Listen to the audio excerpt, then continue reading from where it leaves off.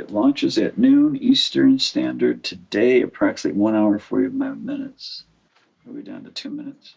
Yeah, so I gotta go to here. 1 minute. What I want to do is I want to get 2 different windows up because I gotta press go on one window, but I want to watch the other window. 15 seconds. So much. You do the Bill 10, Murray. 5 9, seconds. 8. I'm gonna 7, I'm gonna go at 2. 6, 5. No, 5 now. 4. 3, 2. Oh shoot. 1. I gotta scroll. 12 p.m. Did it launch? It says it did. Okay, so it launched. Okay. We have successful launch. And nobody's backing it. It's a flop. It's gonna take a little while for this to. Oh, we got $2. Woohoo! Dude, I want my $2. At 30 seconds in, we've got 2 backers at $2.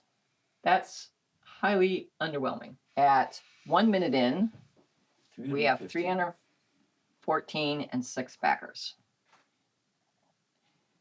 And now we're at 887 and 13 backers. And now we're at 1,648.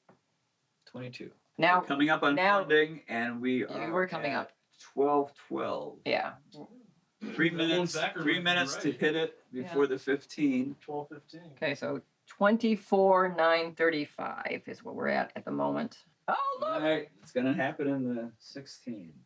Okay, so it's going to be at 16. There it is. Okay, so 1645. 1645 it hit. All right, tell everyone to stop funding. Tell them to quit. We're done. We're done.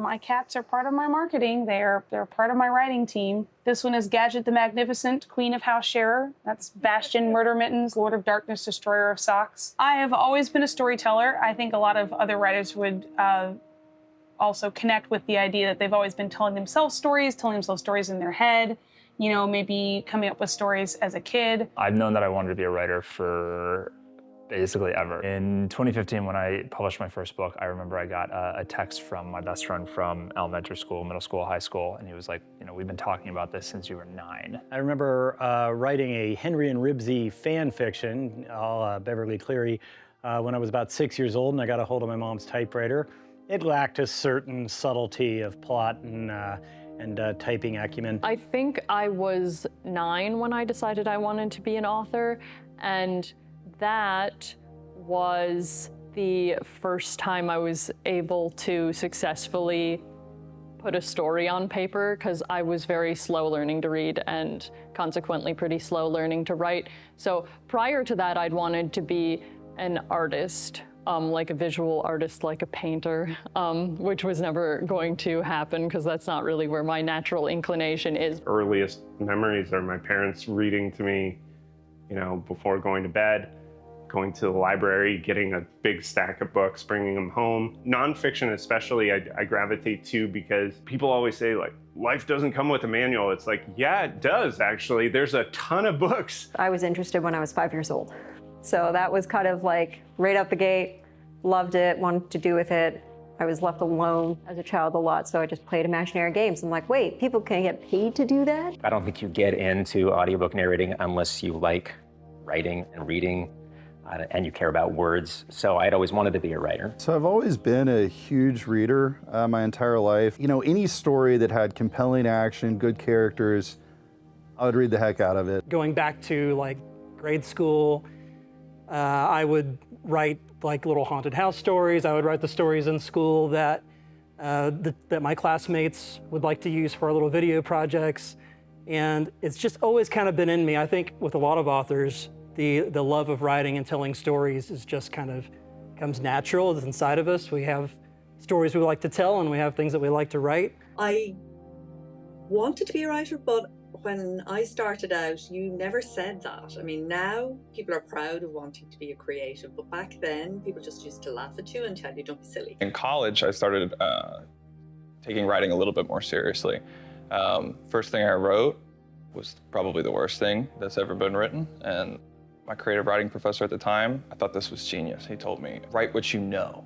I was like, oh my gosh, that's great. So I started writing a book about Boy Scout camp because that's where I'd had a lot of experience. So I went to college for creative writing. Immediately afterwards, I went to get my graduate degree. So as I was working on my master's in creative writing, it was about 2012, and I had started looking into options for publishing a book. So I had gone, okay, I've almost got this grad degree, and I don't know what I'm going to do as my career. So I started writing a book, and I was looking into getting it published, and shortly before that, Kindle had really been an option for self-publishing. Michael has said, and I don't know if you wrote this down anywhere, but Michael has said that he is the least likely person to have ever found success in writing. I was the least likely person to have ever found success in anything. Well, we were living in Detroit, and Detroit was not a great place. We had our house broken into several times. So we went to Vermont, and we crossed Lake Champlain at 9 o'clock in the morning as the sun is rising over the Green Mountains, and it hit Lake Champlain, this beautiful golden glow, and I'm standing on the deck of this ferry. Mike is a little bit dramatic. With Robin, her hair is blowing, and when I went, this is as good as it gets. But I realized that I went, and I have to go back home to that, wait a minute, I don't even have a job anymore. It's not going to stop. This is going to be fun. For a long time, he called me his Imagineer because he would come up with ideas and then he would say, Robin, make this happen. And he wanted to live in Vermont, and Mike would write every day, and I would come home. That's how I learned to write. I would, in Vermont, you have, as they say, 7 months of winter and 3 months of poor sledding. Yeah. So, I mean, it was isolated. We knew no one. We were too far out to have cable, right? So we had no television. During that time period, I probably wrote, I think, 10 different novels, somewhere in the neighborhood of that. And he would submit them, and yeah, I would actually send out one letter, and wait to hear. Yeah, and how long was this time period? It's about a decade. Yeah. 7 years. Yeah. And I had a whole wall, of course, peppered with all my rejection letters. Yeah. Until finally I wrote the last book, which was Burden of the Earth, and it was really good. And even now, I can look back and say, yeah, I was right. It was a good book. It's a very good book. But when I sent that out, the sort of agent who was kind of representing me had said, yeah, I can't even send this off. It's not sellable. It says, it's a good story. It's got great characters. It's written well. Even the name of the book is fantastic, but I can't sell this because it has a male main character, and it's not a courtroom drama or war drama or sporting thing. At the time, Tom Clancy was very big. And no one will read, women won't read about a male protagonist. Yeah. And it said, so I can't do anything with this book. I'm like, well, that's a problem because all my books are probably going to be along this line, so. And at that time, Mike's like, well, if this book can't get published, then I don't have a chance. Yeah. So then he very dramatically quit and vowed never to write, I will never write creatively again. I had been writing for 20 years, and at this point I had spent probably a good 10 years, because I also started before he left.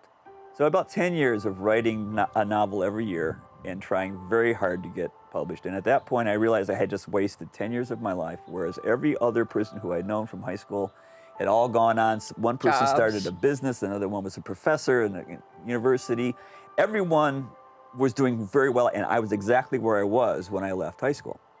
So I thought, I just wasted 10 years of my life doing nothing. And that was very depressing. And I just couldn't bring myself to ever even looking at that again because it was too painful? I started writing a book in college that I got probably 20,000 words into and thought, it'd be a real shame if I went to all this effort and never did anything with it. And that was the first time that I thought, I wonder if I could publish something. Like, that's something big, important people do. Like, I couldn't do that. So I didn't really think about it as a real possibility, but that was the first time I had the thought. So in my early 30s, I spent a couple of years just kind of playing around, really as a hobby, just kind of writing out this fantasy story with some characters that I'd been thinking about for a while. I wasn't serious about it. I didn't think anything would happen. But there came a point where I'd finished a story and I've got this book and I was like, I think it's pretty decent, maybe not good, but I think it's decent. And I've got to do something with it. I've just spent so much time on this. So I decided to self-publish it because at the time I had a career that I was heavily invested in, a job I was happy with. So I wasn't looking for something else necessarily. It was just, I've done this as my hobby. I may as well share it with the world. I kind of had to make a decision. I was getting into computers. By the way, this is like 1990, and computers were starting to become a real thing. And I was into them. I knew how to program computers. I'd been doing that for a little while. So I kind of wanted to decide, do I want to be a writer or do I want to be a computer programmer? And because I was going to go to college and I had to pick what I was going to go for. I decided I liked regular meals, so I went for computer programming. Did that for about 25 years, but I was always writing on the side. I got laid off from AOL when they merged with Netscape. I ended up selling my stock options at what turned out to be nearly the all-time high of AOL, just out of pure luck because I was forced to sell them. The end result was I ended up with a bunch of money, so I spent 3 years without even looking for a job. And in that time, I wrote a book. It was called Theft of Pride. No one's ever seen it because it didn't get published. It wasn't very good. It was okay, but it wasn't great. After about 3 years, I was like, okay, this didn't work, but at least I gave it a try. So I went back into computer programming, but then I returned to that and then was just writing on the side for fun. And that's what ultimately led to me bungling into success with The Martian. When we were in Vermont, in addition to writing novels, I also taught myself how to do graphic art with a computer. Yeah. Because they were just coming out at the time. As first time Photoshop, I think I had Photoshop 1. Yeah. And I went to this company where she was working, and I walked in, and I literally that night, I worked up a whole redo of all their materials and handed it to him. I said, this is what I can do for you. And he says, how much you want? So I told him, I gave him the same figure that she started at as her first year as an engineer. And they said, okay. And then one day, someone said to Michael, new policy at the company, and you have to be in by 8:30, and you can't leave before 6, and you take a 1-hour lunch. And Mike said, no. And they said, well, but that's what we're going to do.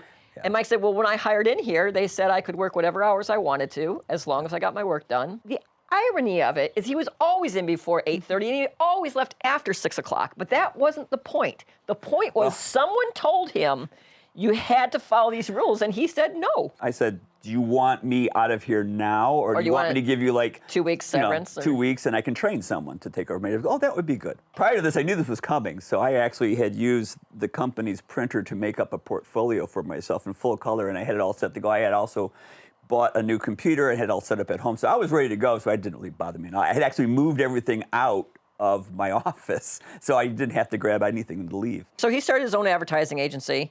And the real irony is, after my company got sold, we had half of a floor completely empty. All the people who I used to work for, all those directors were all let go. They were all let go. They were just there for dressing. So Mike's like, well, you got all these empty offices. Can I rent back the vice president's office? So I can have a place to do my business? And they're like, sure. So I moved into my vice president's office. And he ran his company. And I ran my company out of there, and I was making more in a month than I used to make in a year. Yeah. Even after the 40% raise. Mike's company was making more than I was making at my company, so I went to work with his full time. And she became the president of my company. I became the president of the company, and we got our big high rise, and we got all our employees. Well, that was the thing. That's what I always wanted. I wanted to have a beautiful high rise glass tower office where I had a skyline view of the city, and we had the 8th, not the whole 8th floor, but we had sizable chunk of it. And I had a beautiful office, and I had windows, and we had this beautiful conference room. Yeah, conference room, and the whole and we had like secretary 10, station. We had like 5 employees. Yeah. And it was just exactly everything I wanted. Then I realized, you know what? Employees aren't fun. They're kind of a pain. So there was an award in North Carolina businesses. It was called the Pinnacle Award. And we had gotten Pinnacle Awards for a great number of our clients. And so I kept going to these Pinnacle Awards, and I was like, I want a Pinnacle Award. And I won a Pinnacle Award. She won a Pinnacle Award the week we moved into this beautiful office, and we had all. So we both achieved our dream the same week. And it was all downhill from there. And as soon as we did that, it was like Alexander with no more worlds to conquer. We had nothing to do. Yeah. At the age of, I think, 35, we were done. We were done. We had nothing to do. There's nothing to aspire to, and we were just. It became evident to me that neither Mike or I were there, were happy. And I said, well, what do you want to do? Like what, if you're not going to do this, what are you going to do? And he says, well. There was that one that got away. The one that got away. At the time, we were watching Buffy the Vampire Slayer and Babylon 5. Mm. And I loved how they did these story arcs where they would have an episode to make a complete story, but then there would be like a season-long story arc, but then there's this bigger story arc. Series long. Over top of all of it. I went, that's a great way to tell a story. And I wish, if I was making movies or if I was making television shows, that's what I would do. And I'd say, but I'm not that, but I do write books. So I envisioned this, at the time, a 5-book series in which I would do that. I would have each book would have its own little thing, and then there'd be mini arcs in between, and then there'd be the complete story arc. Mike's like, well, I want to write, but I don't want to publish. And I'm like, okay, sounds a little weird, but if that's what you want to do, I'm fine with it. If I published, there would be the hope of something. If I'm just doing it for myself, then I don't care. I will enjoy the work. But if I'm writing it with the hope that it will one day become something and it doesn't again, then I know I wasted that time. But I don't care to publish. I'm just doing it for my own enjoyment. And if she would read it, that would be all I need. So we moved to Washington, D.C. I went off to work every day. Mike stayed home. And by now, the kids were older, and he wrote his books. I worked a lot of hours, like a ton of hours. And he was writing the books, and he put them in the drawer, and he wrote the books, and he put them in the drawer. And by the time he'd written the 3rd book, I could tell he was, like, upset because, like, I hadn't read any of the books. And I was like... She was very busy. I was very busy, but I'm like, I'll read your books. She read the 1st book. She says, oh, this is nice. She gave me some feedback. She read the 2nd book, and we discussed it. She read the 3rd book, and she was a lot less interested in talking to me. Yeah. Then she got to the 4th book, and she was like, give me the 5th book. And I'm like, can we talk about, no, just give me the 5th book. And then finally we got to the 6th book in the series, and I woke up, I don't know, about 7, 8 o'clock in the morning, and she was like, it's about time you got up. Where's the other book? And I'm like, aren't you supposed to be at work? 6? And I called in. I was like, I'm not coming in today. I've got a book to read. And that was when I realized that she was actually enjoying the books legitimately, not because she was my wife. Yeah. She actually loved it. And that's when she made it her life's goal. It was really important, to get these books out. Everybody knows that getting a trad contract is very difficult. I don't know what the statistics are for individuals who try to get a trad contract who do get one, but it's hard. The thing that a lot of people don't realize, though, is that the average trad advance for a book is typically under 25 grand for a book. 25 grand is a lot of money, but you can't live off of it. At least on Amazon, you get a 70-30 split. So that's an immediate pro. 70% of the profits from your book sale you get, and 30% Amazon keeps. Well, that's a great split. That's a better deal than you're going to get from a traditional publisher ever. For paperbacks, I get like 8% royalty. So that's of the cover price, the pre-tax cover price. So if the book costs like $15, I get 8% of $15 per copy that sells. The hardback, I get like 15%. I get a larger percentage of that money. For ebooks, I don't know exactly. I think it might be 5%. Something like that. Basically, it's like the more expensive the copy is, the larger a percentage I get of it. These are very standard, by the way. This pretty much all writers get this. Less than half of the individuals who get a first trad contract get a second trad contract. I started researching self-publishing. Now you gotta remember that this was before Kindles, this was before ebooks. Dan Poynter had a book on self-publishing, and he wrote parachute books. Not novels, but like books about parachuting. And I learned about ISBNs, I learned everything from Dan Poynter's self-publishing guide. I started self-publishing in 2016.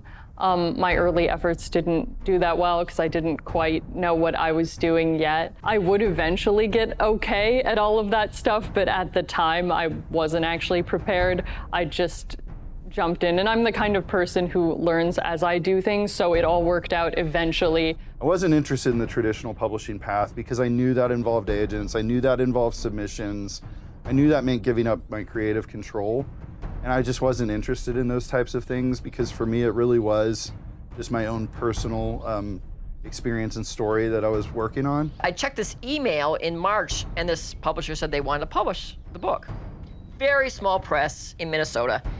And I got the contract, and I laughed because it was a horrific contract, as all publishing contracts are. There are definitely pros and cons of trad publishing and indie publishing. Like that's the first thing I want to say is that you will have some people who'll be like, one is definitely the best and one is definitely the worst. And I don't think that's true. I think that for individuals, there are priorities and it depends on what you're getting, you're looking to get out of. The biggest pro with trad publishing is that you don't have to do a lot. You have to write the book, you have to make something good, you have to be engaged with the process of publishing. It's true. It's not like you're not doing no work. Trad authors do a lot of work. But trad authors do not have to worry quite as much about getting the cover together, getting the design together, putting the marketing team together, making sure that the publishing is actually happening, making sure that the fulfillment channels are all together, making sure that you're contacting the social media entities that you want to be involved with, making sure that you're lining up your editors, basically this entire list. Flip side of that, we'll go with the con of indie is that you do have to do all of that. You have to do absolutely everything. It's the very same process. Every book needs to go through the 7 processes of publishing. There are 7. So editorial, design, production, distribution, marketing, promotion, and rights licensing. And each of those stages has a different sort of type of expertise. So publishing is a complex business. It's not a simple thing. And that's why I think we, authors really need to support each other through it. We never made a penny from them. They never gave us a single cent. And in fact, there was a time when they wouldn't do ebooks when ebooks eventually came out.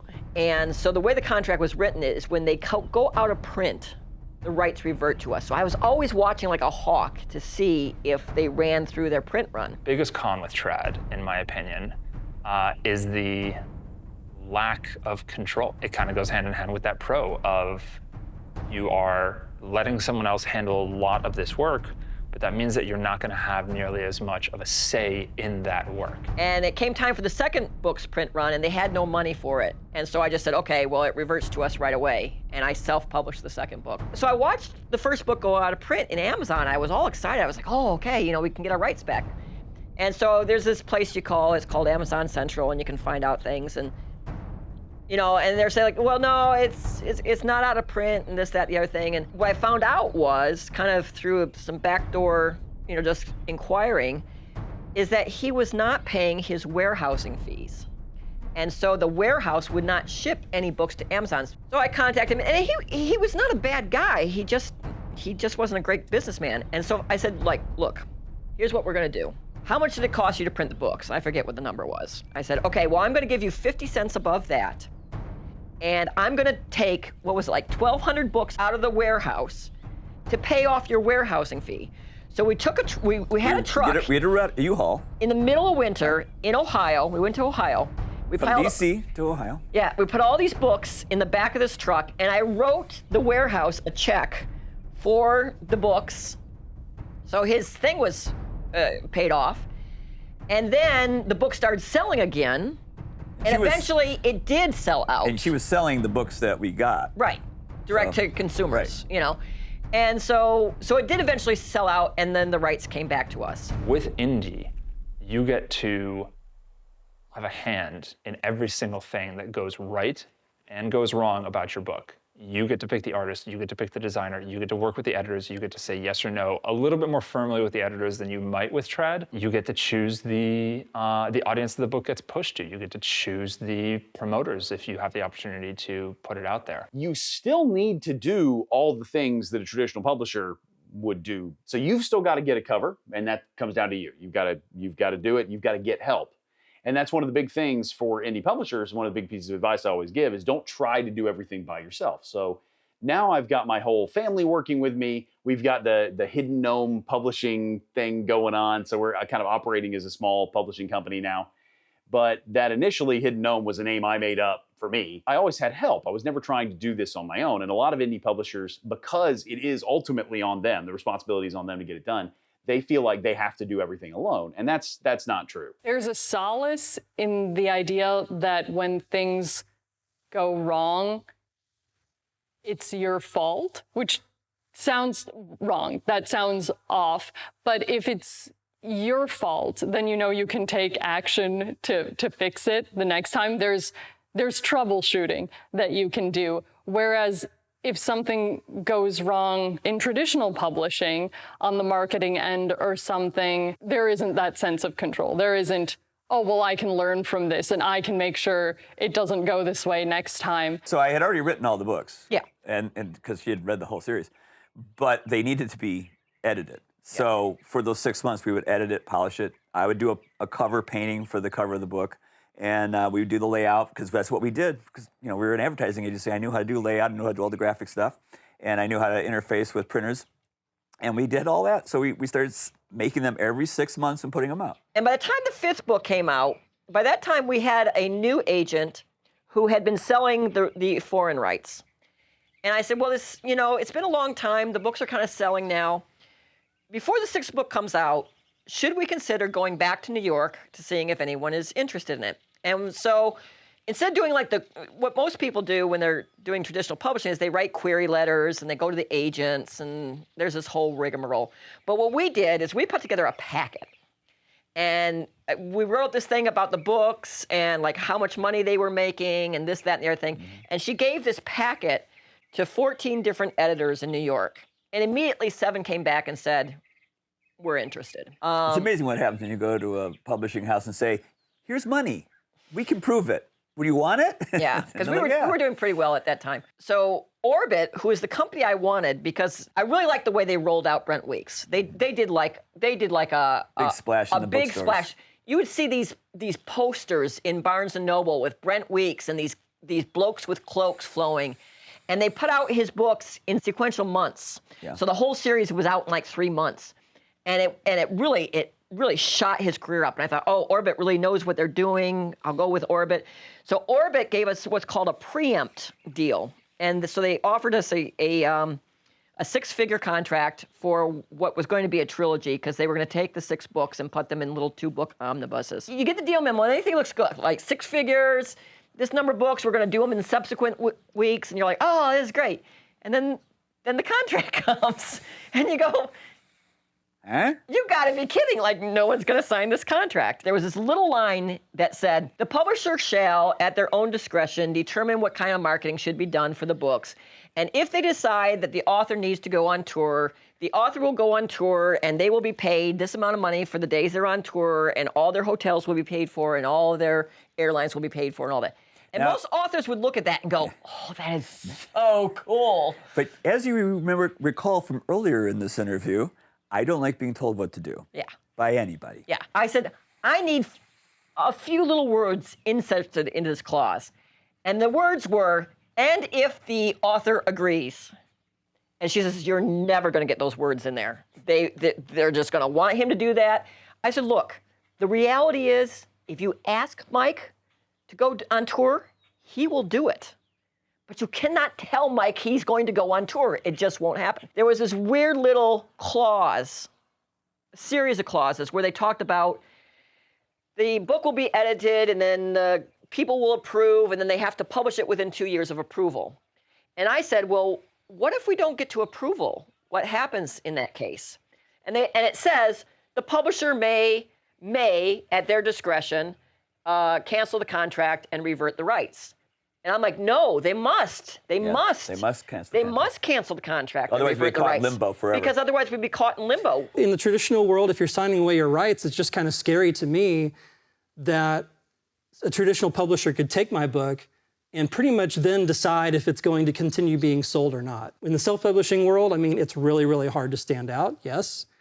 But I can decide when I've had enough. I can keep going. It's not the publisher telling me you're done. It's me saying I'm done. And of course, with me, I'm saying I'm never done. I got a very nice, lucrative 2-book deal. Almost when I was almost at the point of completely giving up. I thought, oh, that's great. I've arrived now. All I have to do is write books. But it wasn't like that at all. And it was 3 years between actually getting the agreement to publish the book before the publisher brought it out. And then we had a lot of arguments along the way about covers and positioning of the book. I had worked in media and publishing myself, and I had some ideas about how the book should be marketed, and their ideas were very different. And so we had a lot of creative differences. That company has the rights to your story for the life of your copyright, which is long after you're dead, long after your children are dead, and probably after their children are dead. Whereas self-publishing, I can do anything I want to do tomorrow. If I want to hire a different narrator to narrate my audiobooks, I can. If I want to write a really long book in a niche genre that nobody's ever read before, I can make that choice. That creative control is just invaluable to me. It was about 6 months. And during that time, Orbit had edited my books. Made covers. I think they had it listed. I think they were doing pre-orders on it. Yeah, they had it on. They were going in the catalog with it. But the weird thing is that no signed contract. The clause about the editing that we were still arguing about at the end became null and void because it was already approved by them. It was already approved. The books had approved. release dates. So that no longer existed. And we're still working on this language. It's like it doesn't even matter because the books are not only approved, but they're on the press. So at one point, they finally are saying to themselves, look, no first-time published author is going to turn down a 6-figure deal for his first book with a major publisher. It's just not going to happen. And to which we came back and said, no publisher who has already invested editing, cover art, design, and has already advertised they're doing it is going to basically not back down. My initial goal was to traditionally publish. And even for a long time after indie publishing was successful, I was expecting to one day transition into traditional publishing. I thought, I might not give up indie publishing entirely, but I might want to have like maybe one series traditionally published, right? But the longer I did this, the more I thought, why? Why do that? I continued to interact with traditionally published authors, and it seemed as though most of the support they were getting from their traditional publishers was limited, and most of they were expected to do a similar level of promotion for their books that you would be expected to do as an independent publisher. So I went kind of, what's the advantage here? Why do this? That was something that as I continued, I became more and more certain there's no advantage here to transitioning to traditional publishing. And people did ask me, they said, why did you do that? If you were making so much more money self-publishing, why did you go with it? And my answer to that has always been, because there is no place that I can go and spend the equivalent amount of money that I would be losing by going with them, where I could get that kind of advertising and that kind of market share that, you just can't go out and buy that somewhere. This is how you do it. So, and I knew I was going to have more books. So I'm going to basically sacrifice this small amount of money, considerably small now, but back then it was big. Being in the traditional publishing world is beneficial because I don't believe in luck. I believe in positioning yourself to take advantage of opportunities when they come to you. And so that was my goal with traditional publishing, is to position myself in a place with professionals, with a reputable company that I really enjoy working with, so that when the opportunities came along, I'd be ready to jump on them and have a track record of good books out there that would make that possible. Traditional does give you a couple of key things that you can't get easily as an indie. One of them is translations. While you can commission translations as an indie, it's much harder without a foreign rights agent taking care of that for you. So if you want 20 languages, it's very difficult to get that done if you're not going through traditional publishing. As funny as it sounds, I think ego is probably one of the biggest reasons to go trad. It is validating to have, what has been the industry for years and years say, good job, you have done something good, right? Like that's what we all want to hear about our art at the end of the day. So when we got the deal from Orbit, Mike had not blown up. Right. Okay. But 6 months later, by the time all this was getting done, he had started blowing up. I mean, he was really making really good money. And when I did some back of the napkin calculations, I said, look, Mike, we're going to lose $250,000 if we sign this contract. Which to me was like, I'm a small businessman, right? I just started out. Suddenly I started making good money. Now I have to take the money I made in profit and I have to put that back into my company to go to the next level. And that's how I looked at it. Right. To make a living doing this, you have to take your artist hat off and put your business hat on. And you have to be a business person. You have to be a small business owner. And you have to make careful plans and plan for the future. You know, I think both methods are valid paths to publication, but I think it really depends on what you want. For me personally, self-publishing has always been and still is by far my strongest preference. I've never pursued traditional publishing because I think there's a lot of things that just I won't be able to achieve in terms of my vision. I didn't think traditional publishing, I was going to be able to make enough money to ever really change what I was doing in terms of my career. I knew the odds were against it with self-publishing, but I knew enough people that had been successful self-publishing that I thought there's a possibility, even if it's one that's unlikely, there's a possibility this could truly change my life. And so that's why I initially went into self-publishing, was just, if I'm going to buy a lottery ticket, I'm going to buy one that hits big. And so that was part of the decision to do self-publishing. And I still feel that way, honestly, about traditional publishing. We had done a second contract with Orbit. And then we're getting ready to do a third contract. We did the second contract with Orbit because of the fact that I didn't want people to come away thinking, oh, he failed. So that's why they didn't pick him up for the next books. So I went, okay, that's worth going one more time. And they were willing to give us the amount of money that we wanted after a little tussle. After a big tussle. Then Mike had written a third series. Bigwig at Orbit came down to DC to talk to us and said, well, what do you want for this? And I said, I have one requirement and one requirement only, and that is that Michael has to be released in hardcover first and then paperback second, because that's what all the good big authors do. You know, there are ranges of authors, and if you're a hardcover author, you're in one sphere, and Mike was a trade paperback author, which was a second row, and then the very bottom of the barrel is the mass market. Straight to mass market, yeah. And Orbit said, nope, we're not going to do it. We don't think that he's ready for that. He sells very well in trade paperback. That's the sweet spot. If we sign this contract, that's where he will be. And I said, well, then we're done speaking. And I was 100% sure that we were going to self-publish this series. I mean, like, there was no question in my mind that we were going to self-publish the series. And by that time, we had another agent, and this other agent said, well, let me see what I can do. And she shopped it around. And Del Rey came back, and they said, we will give you $540,000 for the first 4 books. And when I had calculated my self-publishing money, I wasn't going anywhere near that. Like, nowhere near. I was like, $540,000? Okay, let's do it. And the real secret to that was I had previously sold the audio rights. So the only thing that was available to them was the print and ebook rights. We signed that, and of course I said, well, it has to be in hardcover. And they said, well, of course it's going to be in hardcover. What else would it be in? And then they treated us so much better than Orbit. They got us the cover designer we wanted. They let us choose what scene from the book was depicted on the colors. They even listened to feedback on the covers. We didn't like the topography. We didn't like the topography. They did new topography. Yeah. And usually with big publishing, you get one edit pass. And I got the edits back, and I looked at this, and I'm like, oh, Mike is not going to accept that. So I called them up, and I said, you know, I'm just really concerned because the things that I expected them to find, they're not finding, because I know what kind of mistakes he makes.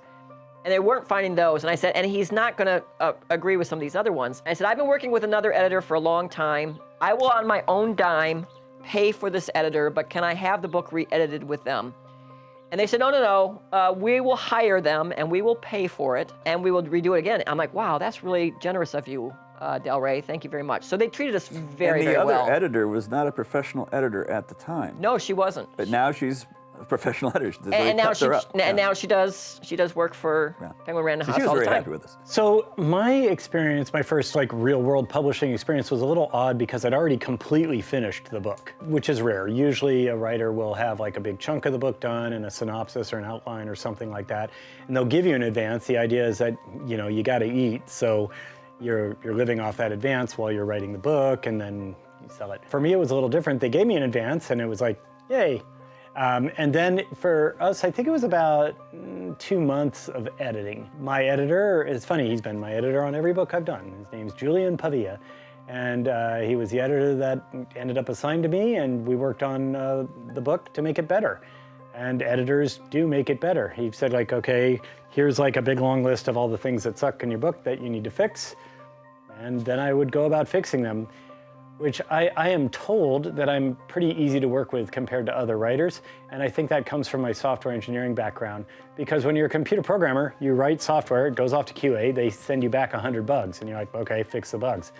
So I guess my mindset was like, you know, my editor came back with like, here's a bunch of stuff that sucks about your story. I'm like, okay, fix the bugs. It wasn't like, my beautiful piece of art where I die. No, it's like... We had to negotiate the back end of the series, which was the last 2 books of the series. So I went to our editor, and we love them, they love us, the books are making money, everybody is happy. It says, time to negotiate that deal for the last 2 books. And she says, yeah, let's do this. We're really excited about this. And I said, well, I just want to remind you that I had sold the audio rights for this whole series eons ago. And she's like, Penguin Random House will not allow us to sign any contract with anyone, no matter how much we love them and no matter how much they're making, without the audio rights. Audio rights are important. Keep your audio rights. If you have any desire to make a transition from indie to trad pub, you're going to need them. But even if you don't, they're incredibly valuable. Don't let them go without thinking about it. And when I signed those audio rights away, way back in the day, I knew that there was probably a pretty good possibility that that could bite me in the butt, but I had made so much money on the audio rights that it really didn't matter. So we said, well, we got to part ways. We went back to self-publishing. We've been self-publishing ever since, and we will probably be self-publishing for the rest of our lives. And it wasn't like a cautionary tale about not selling your audio rights. It's quite the contrary. We made double or more. And so Mike's second run at publishing was about 15 years, and that's the whole story. Pretty much. Yeah. The first time we did a Kickstarter was on a bet. Is on a dare. Yeah. We had encountered a number of authors who had been traditionally published and had gotten their first book or their first 2 books published, but they weren't getting enough of sales for their traditional publisher to keep them. So they dropped them before the finish of the series, which really irritated both the small amount of readership that people had, as well as the author, who obviously wanted to have his whole story out. And they would lament to us about how bad the situation is. And so we said, because we had come from traditional self-publishing, we said, well, why don't you self-publish it?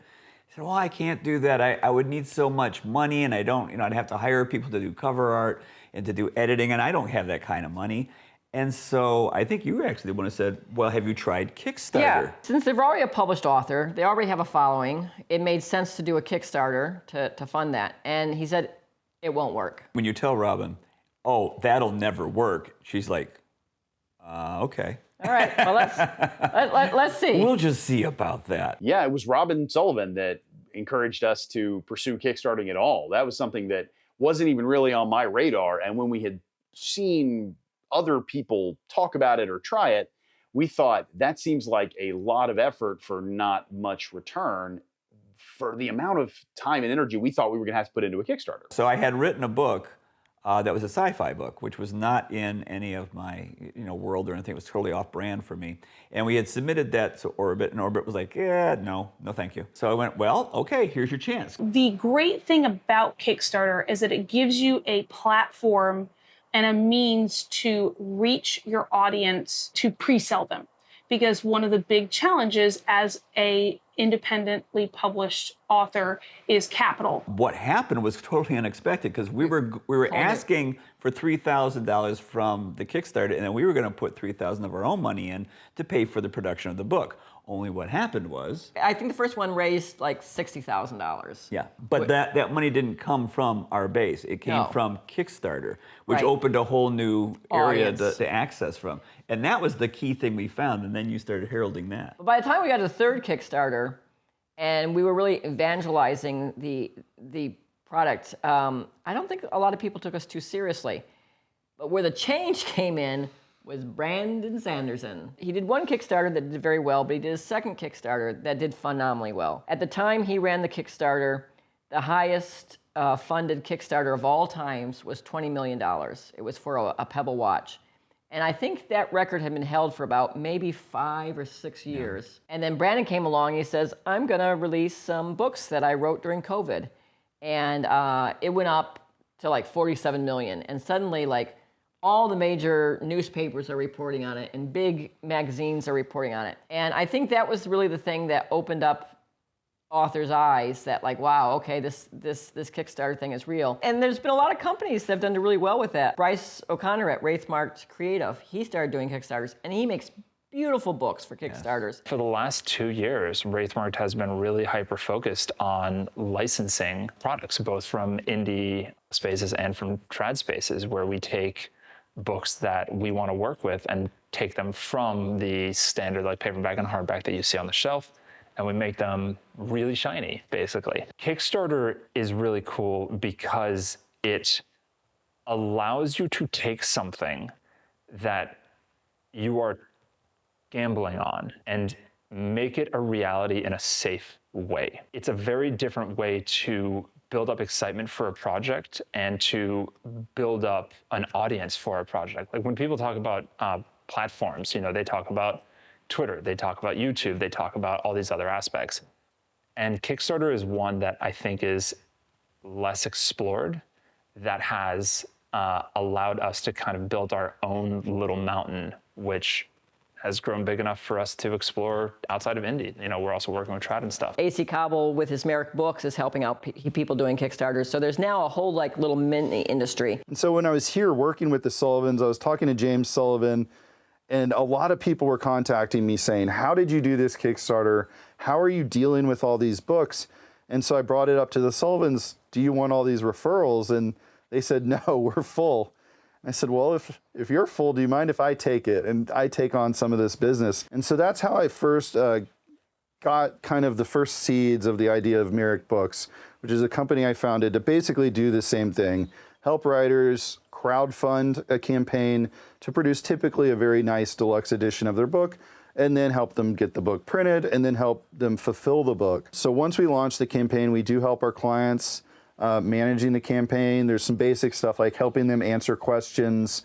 You know, people have a lot of technical things they're wondering, what kind of paper are you using? Then we can help strategize, because part of Kickstarter is you fund your base project, and then you have these things called stretch goals where what else can we do? And the logic of it works really well for publishing, because the more books you print, the cheaper each book is. So when you have that extra money available, let's pour it right back into making this book even more special. And if you were to talk to Oriana, who is the head of the publishing arm of Kickstarters, it used to be the sleepy little part of the Kickstarter world. Like games were very big, some certain merchandise was very big, but publishing was very, very small. And in fact, it was so small that there was a time when the top 10 most funded Kickstarters of all time, 5 of them were Michael's. And now, I don't think we have a single one in the top 10, because that many more... Damn you, Brandon! Because that many new people came in and pushed us down the ranks. And I'm like, do it. But also what I've noticed is really great is that it's not... It used to be people were doing Kickstarters just to get their books published, but now they're actually doing it, like she was saying, to make these wonderful, Special beautiful editions. books that you wouldn't even get from a traditional publisher anywhere. You'd have to go to a specialty press to get that kind of thing done. And now self-published authors are bringing those kind of books, you know, to you directly. And it's, I mean, that's one of the coolest things that I've noticed in publishing recently is the quality of the hardcover books that, you know, They're beautiful. Self are doing. It's just really good. Yeah, I mean, I sometimes will back a Kickstarter just because it's a pretty book and I want it on my shelf. They're gorgeous. We finally said, okay, we'll try this. We'll try this for Cradle. My big series, let's do special editions. And that was something that Robin worked with us on to get the page, and she and her family helped us manage the project. We thought maybe we could get at a high end, we were hoping to get $50,000. That was something that would be like, we were aiming high. But we didn't think we'd get that. We think we'd probably get $10,000 to $20,000. So we set the goal at $10,000. Through a series of coincidences, the page accidentally went live early. So we found out about it, and it had already been up 20 or 30 minutes. And we went, oh no, we've got to now promote it. And we went to the page, and we'd already crossed $50,000. Well, we tell people to steal what we do. Like, we tell people, go to our page and see what we do and, like, steal it. You know, like, the reward levels we make, and, like, we put little headers into it. And, like, even the sections we break down, because we do a thing, like, about the book, and then about the author, And if it's in a series, about the series. And then we always include a sample chapter of the book so people can read it. Now what we do, a little bit different than what some people do, we don't post our stretch goals as soon as the Kickstarter starts, because in some respects it's presumptuous. You know, it's like, well, yes, of course I'm gonna make this amount of money. So we actually don't have stretch goals, but as soon as we hit the goal amount, that's when the stretch goals start coming into play. And what we try and do is space out our stretch goals so we're gonna hit them every 3 to 4 days, so there's always something for someone to be shooting for. We also do relatively short Kickstarters, because when you do a long Kickstarter, it can be incredibly disheartening, because Kickstarters have huge amounts of backing in the beginning and huge amount at the end, and there's this doldrum period where it's really, really slow. And those days can just, they can just crush your soul. If you look on there every day and like you get like $50 or $5. It's like watching weight loss. You never want to watch it every day. Yeah. So we tell people to run a shorter Kickstarter, like no more than like, 18, 20 days is kind of the maximum. I've seen people run Kickstarters for like 45 days, and I'm like, oh, that's a long time to be in a Kickstarter. There are some techniques we don't use anymore that might be appropriate for new people. In the early days, we used to have what we called early bird discounts. And what that would be is we'd have a certain reward levels, and we would offer them at like $5 less than they normally would be, so that, when people got in early, they would get kind of a discount. But these days, people are just happy to be in the Kickstarter. They don't need the discounting, and so we don't do that anymore. After the campaign, you feel like, oh, we've run this successful campaign, all the work's done. But actually, a lot of the work is just beginning, because now you've actually got to produce this thing that you've promised to all these people, and they've given you your money, and now you have an obligation to them. So we help on the administrative side, collecting information from backers, their addresses, for example, where are we sending these books? And then we help coordinate the printing. So we've had all these ideas of what we're going to do to this book. Now we actually have to make it reality, and that's a complicated process. I think that first one took you like a whole year just to fulfill, because it was so much physical delivery and organization of figuring out this order versus that order. And So the nice thing about books, in the United States, there's something called media mail. The first cool thing about media mail is it's the same price no matter where in the country you are. So you're not having to worry about the different zones. And the second thing is it's much cheaper than regular stuff. But it has to have just books in it. So when you do a Kickstarter and you have t-shirts and books, technically you have 2 different shipments. Now you could put them in one shipment and ship them as a regular package, but it's so much more expensive, and the books weigh a lot and the t-shirts don't. So from a postage standpoint, it's actually cheaper for you to do the book media mail and do the t-shirt as a regular mail. the amount of difficulty and complexity just keeps getting worse and worse. Right. Now, the good news is there are plenty of companies that will help you with this. Now, I'm a cheapskate person, so I, for a long time, did not hire a fulfillment house. I eventually did go to a fulfillment house. One other thing you should know about Kickstarters, though, there's several add-on tools to Kickstarter. One is called Backer Kit, the other one is called Pledge Manager, and the other one is Pledge Box. And these particular tools take Kickstarters to a whole new level, such that you can set up a pre-order store, such that if people miss the Kickstarter, they can go and pre-order through these stores, and that gives you additional income.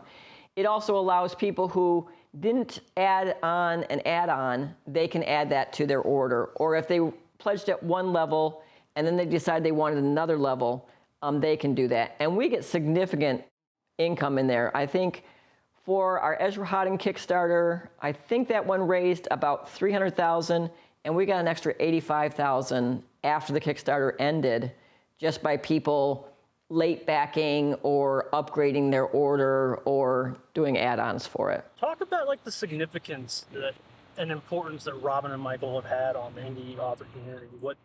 God, don't ask him that. Oh no.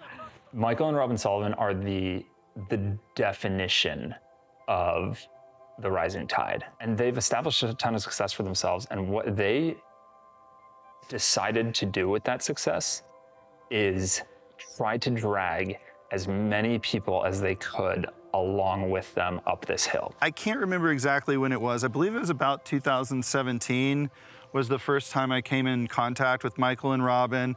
And I was part of a small group of authors, fantasy authors, that were bouncing ideas off of each other, trying to figure out the craft of writing, trying to figure out the business of writing.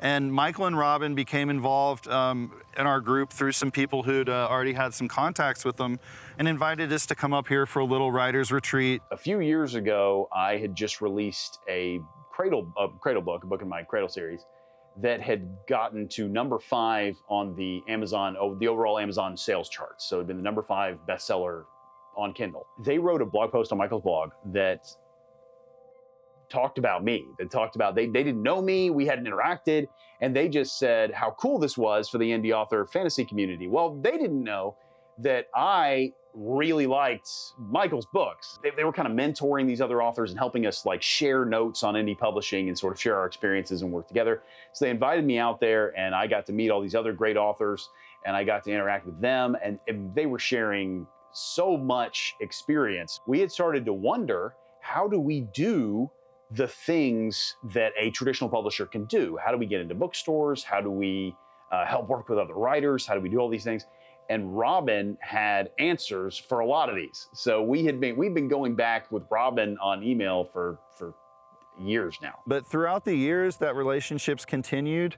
I would definitely say a lot of a mentor relationship where when we have questions, some members of our group have had some very specific questions. Sometimes it's more general questions, but Michael and Robin have always been willing to share their information with us. I think we all agree there's a lot of things that could change, and you guys are fighting the good fight in terms of trying to do that. They have been involved in contract chatter and negotiations and stuff when they had absolutely no stake in it. When I was talking about signing a traditional publishing deal, Robin Sullivan volunteered her expertise looking things over and looking out for me. Robin's insight was really helpful, just knowing what I should be looking for, the things that have gone wrong for indie authors transitioning to traditional publishing in the past. So I knew what to look at to ensure that I was in a good position, which it turned out I was, but just having that expertise on hand and the fact that she was willing to volunteer it was super helpful. We were being interviewed by Sunyi from Rodeo Podcast, and she had a number of questions, and the very first question she asked us was, how does it feel to be legends? And we laughed. I'm like, I don't know, I'm not. Whenever I become one, I'll let you know. I thought that was funny. I don't get out much, so I don't realize it. But the last time I went to Dragon Con, people I've known for a long time said, oh, and this is Robin Sullivan. And oh, this is Robin Sullivan. Oh, I've learned so much from you, and I've learned so much from you. And it happened so many times that it got a little bit surreal, I guess. It comes with very little advantage to themselves. You won't find many big fantasy indie authors who have not had some kind of incredible, helpful conversation with Michael and Robin. My intention was never to bring a light into the world. I have spent a long time learning a bunch of information. And if I die and it goes with me, then all those hours I spent learning it are somewhat useless. Yeah, when I first was getting published and no one wanted to pick me up, she taught herself how to self-publish. I learned a lot of stuff. And then we found out there was a publisher who wanted to publish me. So she's like, what did I just spend the last year doing? So she started giving seminars and teaching people how to do this. I guess when you get older, you start realizing that, I kind of feel like I've made it as a writer. I don't really have to prove anything else. But it does feel like at this point, you know that the clock is ticking and what you know should be passed on to someone else, no matter who that is. They're so generous with their knowledge. Their goal really is to get other writers to succeed as much as those writers can. It is not, there's no selfish angle to this. They are really trying to help people succeed. And that was just so neat. That's just something that's just cool about them as people. I was always adamant about not exploiting other writers because I had been contacted by a number of scam artists trying to exploit me when I was first starting out. So I made sure that she never charged for a seminar. I never charged for any advice. I don't think we've ever charged for a short story, for God's sakes. No, we give them away for And if we free. ever wrote anything like self-help, how to write or something, we would never charge for that, because people have sent me like the first 5 pages of a story and I will critique it. I never charge for that. I have a class where I teach other authors. I don't charge for that because I don't need to, number one, but number two, I just feel it's wrong to exploit writers who are doing anything to get a dream, and they will sometimes spend their life savings to try to achieve that dream, and it's just wrong to take advantage of someone in this vulnerable position. And they could be a great writer. You want to help them, but you don't want to screw them over at the same time. And I've been adamant against that, and she is too. I get a lot of people writing to me telling me, I love your work and so on and so forth. And I have also heard that people have written fan fiction about my work. But no one has ever written to me and said, would you mind if I posted fan fiction about your work? I mean, most people just post it anyway. There's nothing I would be able to do anything about it anyway. And most of the point, I don't care. But I got an email from this woman who basically wrote and said, would you mind if I did this? And I thought it was so pleasant that they actually went to the effort of, asking. So I said, sure, of course. I mean, I'm not going to stop you. And but since you went to all the effort of actually, asking, I said, why don't you send it to me and I'll read it and I'll see if I can give you some pointers. And so she did, and she sent the short story she had done. And I have read a lot of aspiring writers' work. I think in the 15 years, I've endorsed 5 books, but this one I was really surprised by because it really was very good. And so I was like, wow, this person's doing fan fiction. I'm like, how long has this person been writing these books? And she said, this is the first thing I've written. And I went, no. So I took it and I took it to my wife and I said, Robin, I said, listen to this. And I read it. And she says, is this something you're working on? I'm like, no, this is by a woman who just sent it to me. She goes, well, how many books has she written? I said, this is the first thing she's wrote, to my knowledge. And she was, wow, that's really good. That's like, I would have endorsed this book if it was a book. When I read Michael's books, I had never written anything. I'd always wanted to, and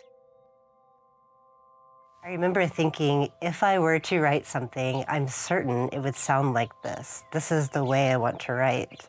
And this is the way I think I would write. This sounds silly. I didn't know you were allowed to write that way. I had this idea fantasy is very serious. And I didn't know it could be fun, and I didn't know it could be funny. And his work was both. When I read his books, I said, I can do whatever I want, and this is what I want to do. Remember that really big chapter you wrote in chapter 5? And when you got done with it, I said it would be better to break it up. Yes. So you have 3 chapters, what you thought was 1. Not only did she start off from a point that she was really good at writing, but then she started learning the process of plotting and structure, and she really started catching on to it. And it was at that point I realized that her style is similar to mine. I have a lot of books I'm going to write, a huge number of them that are available, but I'm not going to live that long to be able to write. I mean, recently I heard Brandon Sanderson also did the same thing. He brought in some writers to help him out because his cosmos is too big. And there are certain sections of my world history that I'll never get to. So as a result of that, I was seeing if she could actually take on the weight of actually doing a small section of my world that I'll never get to on my own. And so I gave her this assignment to try writing a short trilogy of some of the characters in my world. And so she's actually been working on that. It's an interesting process because the first chapter she wrote was hard, understandably, because the first chapter probably has to be the best in the book anyway. And it was the first one she'd ever written to the degree that I needed it to be. Because in class, I was like encouraging people, but now she's doing this for real and I need to make sure she gets it right. So it was a matter of, as you remember, it's like, this is good, do it again. This is good, do it again. And we did this a lot. And did you get frustrated with me for that period? No, I wasn't frustrated with you. I was just plain frustrated. Right, and the second chapter you did good, better, it was easier. And then I think at that point, because I was still harassing you to repeat and repeat and repeat, when you got to the 3rd chapter, you wrote me a preamble saying, I know this is probably not any good, but this is a first shot. And I'm like, this is perfect. I didn't have you change hardly anything. And then the 4th chapter, no problem at all. And then we got greater stumbling blocks later on. But it's a learning process. You want to take all that you've learned and pass it on, because it's almost like genes. No two people know the same things. My approach to writing is going to be completely different than any other person's approach to writing. So I would like to be able to give that on to the next group of writers, and hopefully if I pass it on to her and she is successful with it, she'll be able to do the same thing. It's definitely a learning experience for me, but I think it's one for you too, because you haven't been a mentor before. I'm a terrible teacher. Jerish is not an idiot, and we have to establish that because it makes him more of a positive character, it makes him more of a, a sympathetic character. I don't know of any author that has published self and traditional and small and navigated all three of those very well. I mean, there's some people who really like traditional, there's some people who really like self, but we've kind of seen it from all sides. And that's a perspective that you can't get in a lot of places. And usually there's always, I tried one, it didn't work, the other one did work, therefore I'm for this, against that. Right. And that's usually get that bipolar sort of reaction by most people. One's good, one's bad based off of their experiences. But since we've had good reactions on all three, I feel we have a better sense of being able to judge and give better advice, because we're not against any of them. I mean, traditional it has its benefits, so does self, and so does small. After that sale, I was staying pretty high in the charts. And I guess Robin was like watching them, and she's like, who the heck is this person? And so she reached out to me and she's like, hey, like, good on you. You are new and like, you're doing well. So I Google her and I'm like, oh, she likes to help authors. She does all this advice. This is awesome. And so I was like, okay, I don't want to be presumptuous, but I was like, hey, I have questions. And Robin, being as lovely as she is, she's like, this is what I do. So yes. And so she has been incredible, breaking down the industry, explaining how things work, what to expect, the pros and cons of self-publishing, of traditional publishing, and also like what is normal to see in a contract, what isn't, what are the value of the different book rights like audio, ebook, print. And she was also very helpful at putting into perspective where I was in my career. Well, and for me, I learn as much from the group as you all do. I mean, I try to keep abreast of things, but every once in a while something will come across my radar. I'm like, wow, I didn't know that was going on, or wow, I didn't know that was going on. We're all getting different little feeds, and we all hear about different little things. It's like, oh, I didn't hear that, or I didn't hear this, or. And I think every couple of years, the self-publishing industry has changed. Mm-hmm. And sometimes it's new technology, new opportunities. Sometimes it's just people have figured things out and are doing things differently or better than they used to be able to do them. And so being able to stay abreast of that in a group like this with advice from people like you is extremely helpful. I don't know, maybe I tend to be a little bit more risk adverse than some. We tend to be on the bleeding edge of things. Like we were involved in ebooks long before anyone else was in ebooks. We were involved heavily in audio before other people were heavily involved in audio. We were involved in Kickstarters before other people. So we tend to get into things very early, and so far we haven't made any mistakes that have been crucial. So we've been doing this since 2007, a very long time. And the only thing I can absolutely guarantee you about the publishing industry is whatever you did 3 years ago is not what you're going to be doing 3 years from now. I mean, it's constantly changing. There was a time when there weren't ebooks, and then ebooks became the big thing, and now audiobooks is the big thing. Amazon had a similar program to Kindle Direct Publishing. ACX is their Audible program. But we didn't know how to hire a reader. So I read them. So we got a friend of ours to kind of audio engineer the audiobooks. We set up a closet in our house with like blankets on the walls to muffle sound as a recording booth. And I read the books, my first trilogy, I read them myself. We posted a request online looking for readers, and we got so many responses in the first day. We got like 50 responses, and we couldn't believe how great they were. There were so many professional quality readers responding. And our initial favorite, one of the first 3 responses, was Travis Baldry. I know a lot of authors who have make at least as much money from audio as they do from ebooks. It's not something you want to let go by the wayside.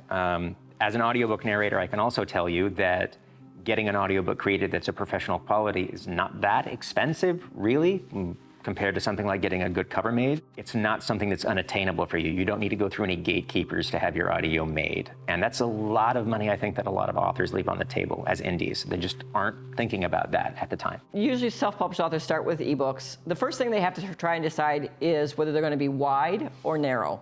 And a wide author, which is what we do, is an author that has their ebook on all the different platforms. It's on Amazon, it's on Nook, it's on Apple, it's on Kobo. For people who go narrow, who are just going to be on Amazon, they can opt into the Kindle Unlimited program. This is a program that you can go into or out of every 90 days. And because you're saying, I'm going to be exclusive to Amazon, they give you some extra perks to it. I think one of the perks is you can make your book free for 3 to 5 days. I think it might be 5. Don't quote me on that. Another thing is you can do something called a countdown sale, where you can say my book's on sale for the next 5 days. And whenever anyone gets to your page, you'll actually see it counting down. And that would spark people towards an urgency to buy your book because it's on sale for a limited amount of time. But the most important aspect of KU is it allows the books to be in the KU lending library. And generally speaking, the easiest way to think about Kindle Unlimited from a reader perspective is the Netflix of books. But you can read as many books as you want. I think you can only have 10 downloaded at a time, and once you read it, it goes out of your library. But the authors in that program are paid based off of the number of pages that are read of their book. Every month, the Amazon people choose a pool, 14 million, whatever it might be. And what they do is they take that pool amount, they divide it by the number of pages that have been read over the month, and that comes up with your page per read count. And the author is paid based on how many pages of that book is read. The cool thing about that is it really lowers the bar to get people to try your book. So from a marketing standpoint, you know, if you're kind of out there and you're talking about your book and you say, well, you know, are you a Kindle Unlimited reader? You can read my book for free. Now, technically, it's not for free. I mean, they're paying the $9.99 a month, but no new money is coming out of their pocket. So they think about it as being for free. It's like they already own it, so why not read it? From an AI standpoint, it's a tool that some writers can use. It's not, obviously there's a threat of what if writers are using that to write an entire novel. And I think that could be a threat to people who are doing really fast releases, because you're not going to beat out the AI if you can get a program set up that will actually write most of the book. If you get, you know, all the elements set so it will churn something out, you can churn those things out much faster than the author can write it. And if that happens, it could flood something like Kindle Unlimited, and that could really reduce the pool for everyone else. I mean, even if it's not any good, it will still be, you know, diluting that pile. I think eventually, AI is going to be able to help with things like editing. I think eventually that's going to be something that's it'll help you catch things that maybe readers can't see. I think AI can even help with organizing your notes. I think there's a lot of behind the scenes tools that creatives and writers can use with AI. I think what we're seeing right now is a lot of reaction to the idea of AI writing stories. And I don't know that that's ever going to be AI's role. AI is currently theft, creatively. The potential that AI has to improve every single life on the planet is infinite. And the likelihood of it eventually having an impact like that is huge. I think it's the next internet. Like, I think it is that big, and I think it has that much potential. The problem with AI in the creative space is at its current iteration, and that's really important. This is how I feel about how AI works right now. So if you're using AI art and you're using AI text, you are basically using a program that has scraped creative works, often copyrighted creative works, by other individuals to mash them together into something based off of a prompt that you put in. And I have a huge, huge issue with that. The best guard you have against AI is for your writing to have a voice that's very distinctly yours, that people connect to, people want, and they're not going to be looking for other things. There are kind of several types of readers, and one type of reader that a lot of self-published authors will talk about is the whale reader. A whale reader typically will read on Kindle Unlimited. They will read hundreds of books a month, and they just consume content. And the person who is getting their content that way, it would be very easy for them to be completely sated by an AI-generated book. So I do worry about KU authors who do not necessarily, find an audience that's specific to their particular authorial voice. It can be used as a tool for any writer. I mean, everyone uses, proofing tools. You can use things like thesaurus as a tool.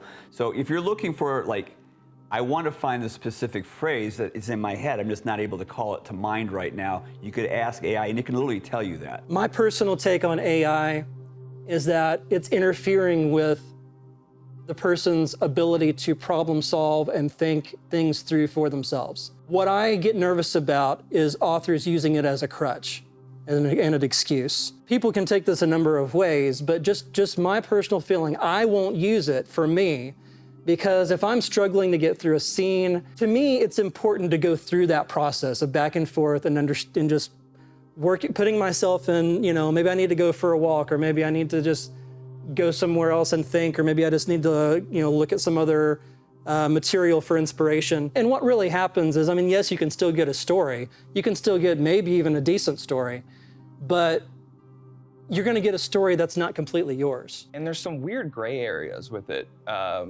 because there are places that we've used AI for a while now, and we just didn't think of it as AI in the same way.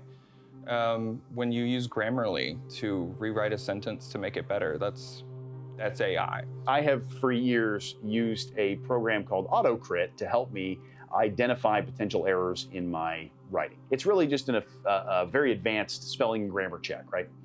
So it goes through, but all it can do is highlight for you the areas that might be mistakes. Well, 90% of those aren't mistakes. They might be, and the computer doesn't know, it's just highlighting. And so I have to go through every one on every page of my book and go, yes, a mistake, no, a mistake. And if it's a mistake, fix it. I can imagine that an AI-assisted version of that tool, which they may have now, would help me by suggesting these are more likely to be mistakes, or might suggest potential fixes for this sentence. And that would be something that I would go, wow, that would help. That would save a lot of time. I could start by looking at the ones that are most likely to be mistakes, and I could work to the ones that are less likely. And that would really help me prioritize, and that would help speed my editing up a lot. The idea of a piece of fiction that is a shared experience among everyone is probably going to go away. So things like when Game of Thrones was out, after every episode, that's what you talked about with your coworkers the next day. Everybody was talking about that. I think what AI is going to enable for the first time ever is very, very customized fiction. So it's not going to be AI running on some mysterious server farm in the background, who knows where. You'll be able to run an app on your computer, or maybe it goes to a back end somewhere, but it knows what you like. It knows exactly what you like. It knows from the books you like and from experiments it's done with you before, where it said, here's a story, what do you think? Or this, that, and the other thing.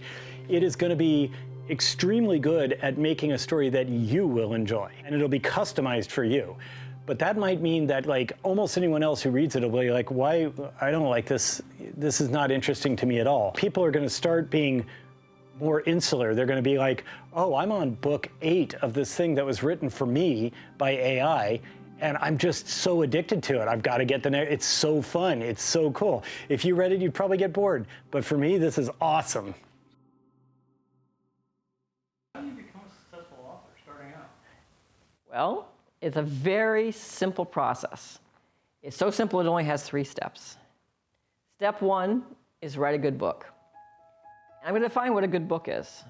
A good book is a book that when someone gets done reading it, they want to tell other people about it. A lot of people will poo-poo Twilight. They'll say, oh, it's a terrible book, it was terribly written. But you know what? I read Twilight, I recommended it to other people were reading Twilight, they were recommending it to people. So by that definition, Twilight is a very good book. Step 2 is what I call prime the pump. And what I mean by that is if you write a really good book and nobody knows it exists, it is the proverbial tree in the forest that falls and nobody hears. So you must get it in front of a core group of people. Now, when we were starting out, we utilized Goodreads to do that. Mike wrote a book that was somewhat similar to, he didn't know it at the time because he hadn't read it, Liza Loch Lamora by Scott Lynch, which is a very popular fantasy book. So I would look for people who had highly reviewed The Lies of Locke Lamora, and I would write them, and I would say, hello, I'm the wife of a new author, and he just wrote a book, and I see you like Lies of Locke Lamora, and I think you might like this book too. Can I send you a copy? Enough people said yes, that after a while, every review that happened on Goodreads, I could trace that back to myself. I was like, yes, I gave that person a book, and yes, I gave that person a book, and yes, I gave that person a book.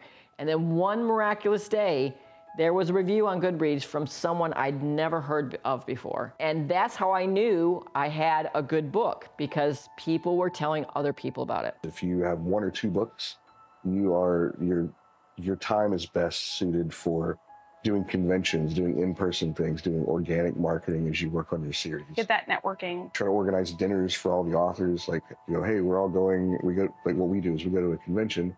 Hey, we're gonna go to a restaurant on Saturday after the convention.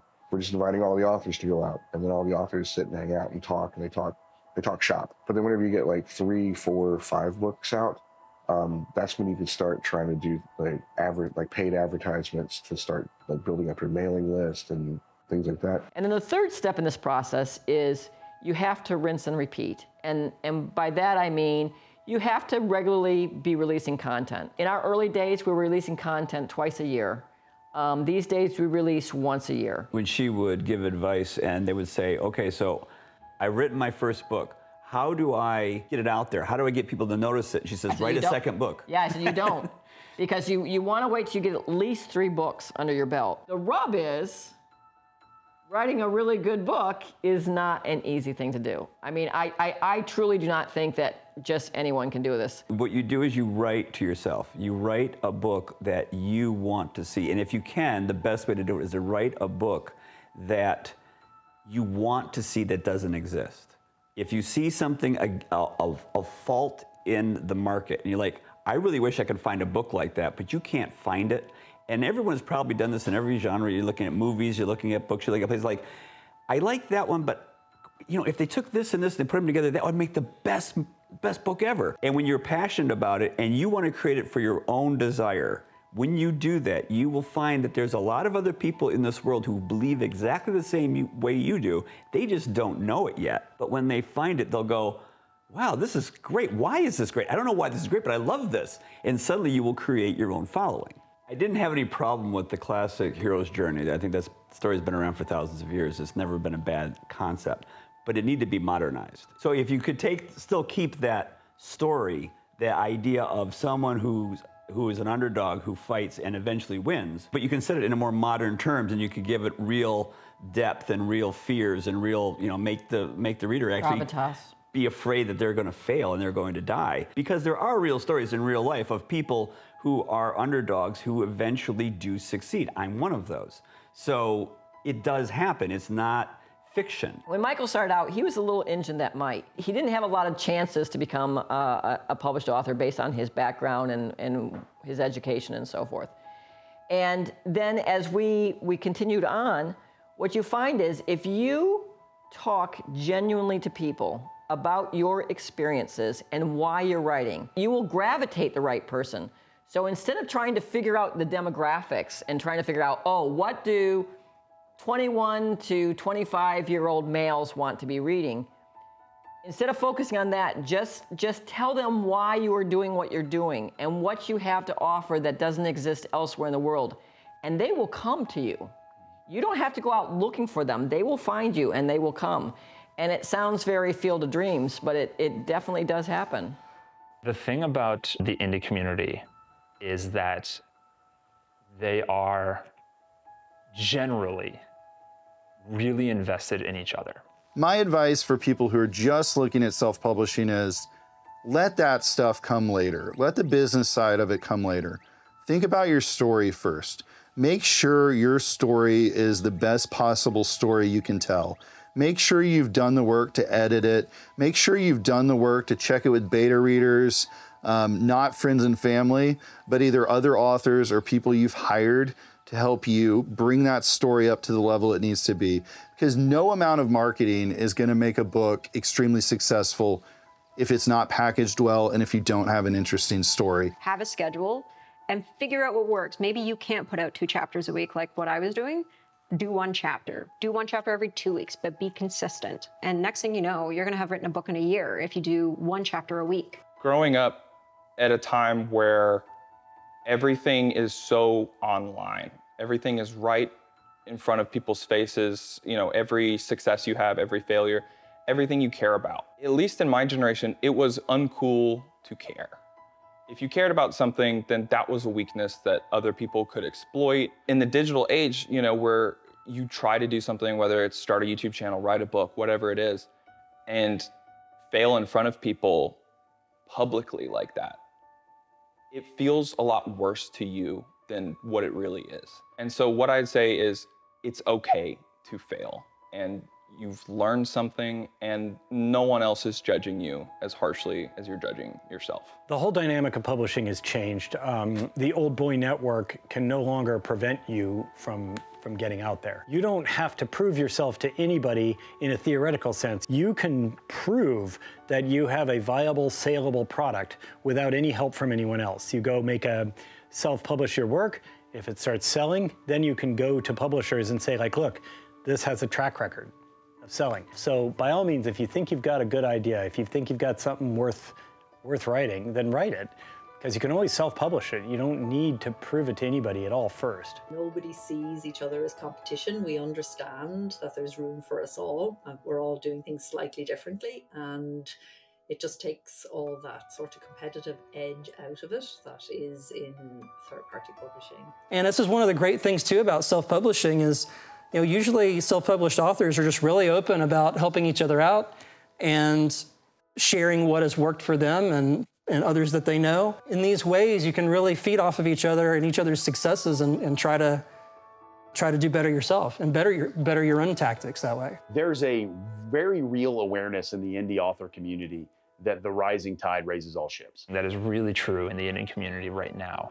And I wish that I had been aware that it is okay and encouraged to ask for help when it comes to success in this space. Being a self-published author is so solitary, so it's really nice to have people you can treat almost like your coworkers who are at various points of the same journey you're on, and they're all having their own version of it. Kind of there's this perception in other communities of the indie community that we're competitors, right? That we're somehow one person's book succeeding, it means they've taken readers from another person's book. But that's not at all true. And I find that in most of the authors I interact with, they're very aware of that. That's something that we all know. No indie author that has any amount of success got there without some kind of help. Like, I'm gonna flat out say that. And so one of the things that I really wish that new authors and hopeful authors were aware of is that the indie space, especially the fantasy space, is a very welcoming and very invested community. And if you come to us, you will find someone. They're gonna be like, I got here by getting help from other people, so I'm sure as hell gonna pay it forward. If somebody's indie fantasy novel does really, really well, that makes readers more likely to read more independently published fantasy novels. So everybody does better. What I've found is people are aware of the fact that we're in this together and they act accordingly, which is great.